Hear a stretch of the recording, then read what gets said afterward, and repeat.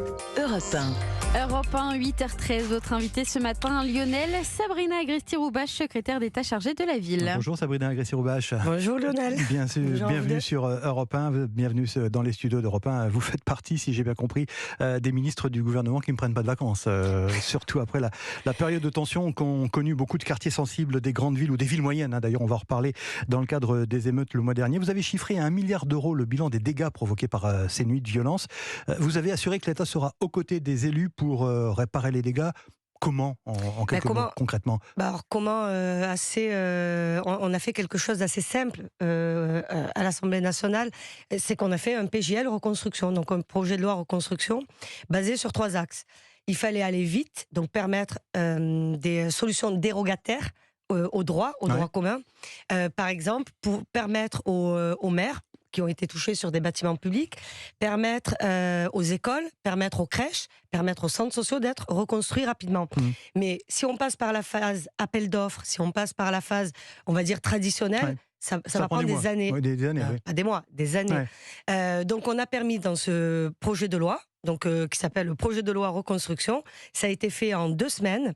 Donc ça veut dire quand même quelque chose de notre capacité de réagir vite à situation exceptionnelle, réponse exceptionnelle, par le droit, faire des choses dérogataires et leur permettre tout de suite, donc déjà de fractionner, donc d'allotir, c'est ce qu'on appelle allotir les appels d'offres, parce qu'il va falloir, ce sont des travaux publics, donc pour aller plus vite, donc ça veut dire découper les marchés, aller vite sur les marchés, c'est-à-dire ne plus avoir toutes les publicités, tout ce qu'on doit faire dans un appel d'offres classique, traditionnel. Donc ça, c'est la première chose. Travailler avec les assureurs, c'est-à-dire demander tout de suite aux assureurs de prendre leur part sur des avances en trésorerie. Parce que si, pareil, on prend un processus normal, ça prend des mois. Donc ça, c'est la troisième chose. Et l'autre partie sur ce PJL reconstruction, c'est aussi de laisser les communes, donc les maires, décider de prioriser. De faire, c'est à leur main. Parce qu'elles ont une vision du terrain, une vision concrète de ce qui s'est passé dans tel ou tel quartier. Et ça a été très bien perçu. Alors, moi qui ai été 5 ans élu à la Chambre de commerce, on s'est beaucoup appuyé, donc Bruno Le Maire s'est beaucoup appuyé avec Olivier Grégoire sur les réseaux consulaires. Parce qu'on ne pense pas aux chambres de commerce, mais c'est elles, en réalité, qui ont tous les liens avec les artisans et toutes les entreprises. Quelle lecture vous faites de ces événements un mois après, Sabrina Agresti-Roubache? La lecture, c'est qu'il y a une... comment dire, cette immense violence a été perçue très...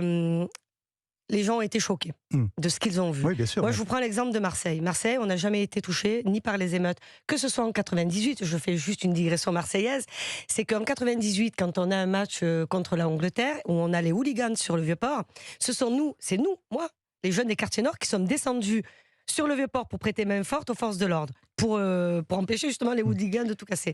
Donc la lecture, c'est que les 13-18 ans ont été formatés beaucoup par les réseaux sociaux. Moi, en tout cas, c'est ma lecture personnelle. Là où les petits Marseillais étaient, à part, on va dire, on était une exception culturelle, on ne l'a plus. Ça veut dire que les jeunes se ressemblent du Havre à Marseille, de Lyon en passant par Niort. Donc, la lecture, c'est que déjà, la déconnexion, parce que, vous savez, ces jeunes sur les réseaux sociaux, et on l'a vu, puisque tout est passé par les réseaux sociaux. Vous vous rappelez bien de l'idée de dire à un moment donné, on coupe. C'est que ils ont été formatés, mais ils sont dans une immense solitude avec les autres. La réalité, c'est ça, c'est qu'on a une jeunesse qui se sent seule et qui n'a pas la conscience de ce qu'elle fait. Et encore une fois, par rapport aux forces de l'ordre, par rapport à la police, qu'est-ce que m'ont dit les gens? On veut plus de police et mieux de police. Et la lecture que je fais aussi, c'est que la demande, parce que c'est basique de dire on veut du bleu, non, on veut une police plus proche, à côté de nous. Mais parce que la police protège les mamans dans les quartiers, elles vous disent quoi? Et les parents, ils vous disent, je préfère avoir affaire à la police parce qu'elle nous protège plutôt qu'avoir affaire à des casseurs violents qui sont capables de faire n'importe quoi. C'est la raison pour laquelle votre secrétariat d'État à la ville est rattaché au ministère de l'Intérieur. Ça veut dire qu'il faut aussi... que tout cela doit passer par la nécessité d'un retour à l'ordre plus affirmé? Pas de retour à l'ordre.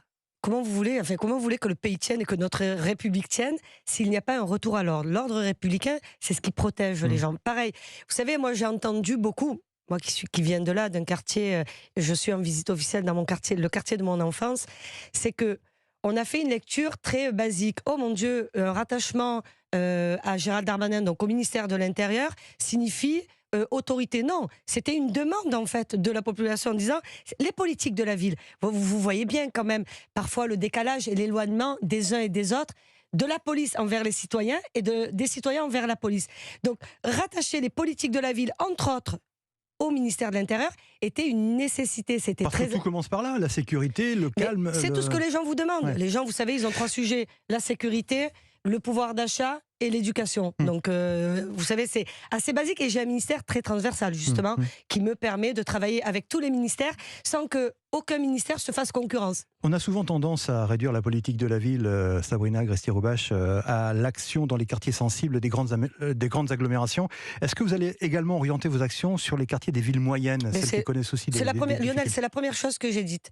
Que ce soit en séminaire avec la Première ministre, et ma première sortie média, c'était ça. C'était de dire, est-ce que vous pensez que les jeunes qui sont éloignés de tout, dans les petites villes et villes moyennes, on l'a vu sur les violences urbaines qu'on a subies, est moins malheureux qu'un jeune dans le 9-3 ou dans les quartiers nord de Marseille. C'est pas vrai. La misère est la même de partout. La colère est la même de partout.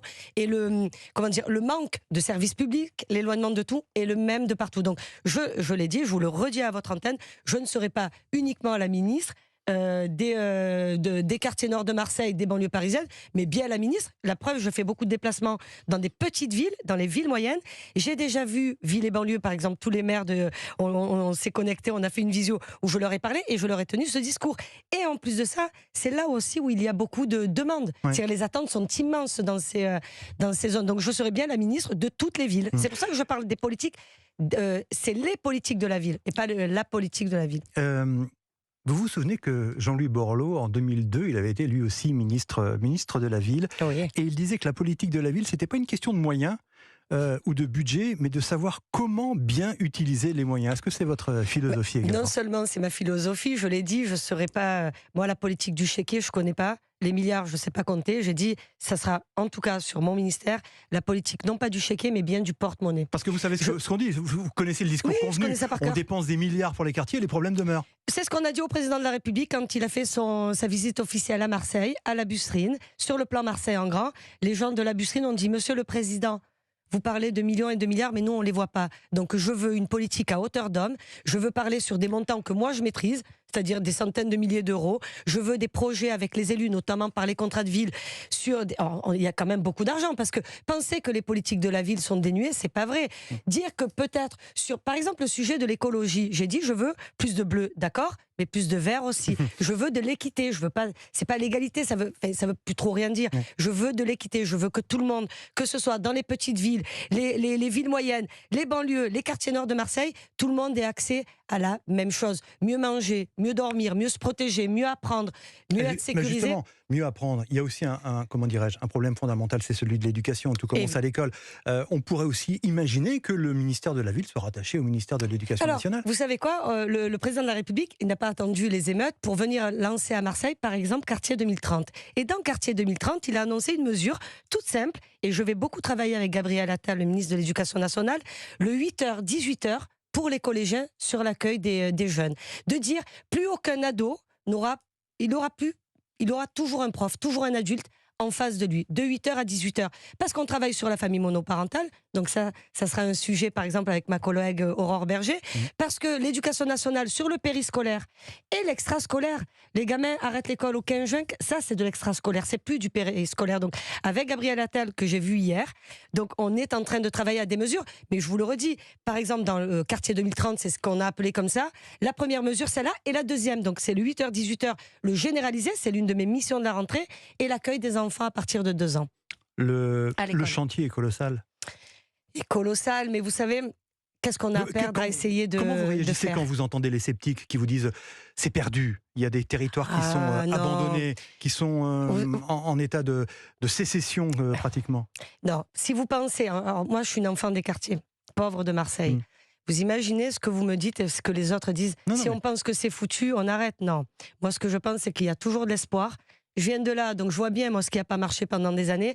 Et surtout, on ne peut pas tenir ce discours. On est la France. On est en France. On est la 6e puissance mondiale. Est-ce que nous, on a le droit de capituler ? Non. J'ai beaucoup voyagé, moi, dans ma vie. J'ai fait beaucoup de films. Dans mon catalogue, il y a un film qui s'appelle Territoire perdu de la République. Mais on ne montre pas que ce qui ne va pas. On montre des solutions. Moi, je suis une fille de solutions. Et il ne faut pas grand-chose. C'est pour ça que je reviens sur la politique du porte-monnaie et non pas celle du chéquier. Borloo l'avait dit avant moi. Hier, je discutais avec Philippe Rio. Le maire de Grigny, meilleur maire du monde. Hier, on s'en est amusé. Qu'est-ce qu'on se disait? On sait que les moyens sont là, mais sécuriser mieux, parce qu'on parlait du ministère de l'Intérieur, mais dépenser mieux. Merci. Ça, c'est un axe. Merci Sabrina Agresti-Roubache. Merci d'avoir été dans les studios d'Europe 1 ce matin, secrétaire Merci d'État à vous. chargée de la ville. Bonne journée. Merci.